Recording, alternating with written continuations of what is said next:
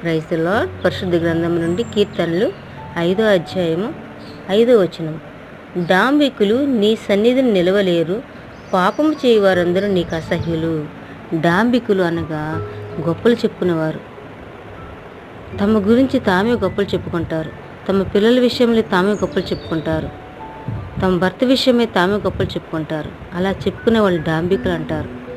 దేవుడు సన్నిధిలో అలాంటి వారు నిలబడరు. దేవుని ముందు వాళ్ళు నిలబడలేరు. ఎందుకంటే తమ గురించి తామే గొప్పలు చెప్పుకుంటూ ఉంటారు. ఎదుటి వాళ్ళు చెప్పాల్సిన గొప్పలు వాళ్ళే చెప్తారు. దేవుడు మన గురించి చెప్పాల్సిన విషయాలు వాళ్ళే చెప్తారు. అలాంటి వాళ్ళు దేవుని ముందు నిలబడలేరు అని దేవుని వాక్యం తెలియజేస్తుంది. అలాంటి డాంబిక స్వభావం మనలో ఉండకూడదు. మన గురించి మనం తగ్గించుకుని దేవుని సన్నిధిలో మౌనులై ఉండాలి. అప్పుడు తగిన సమయం ముందు దేవుడు మనల్ని హెచ్చిస్తాడు. ఆమేన్.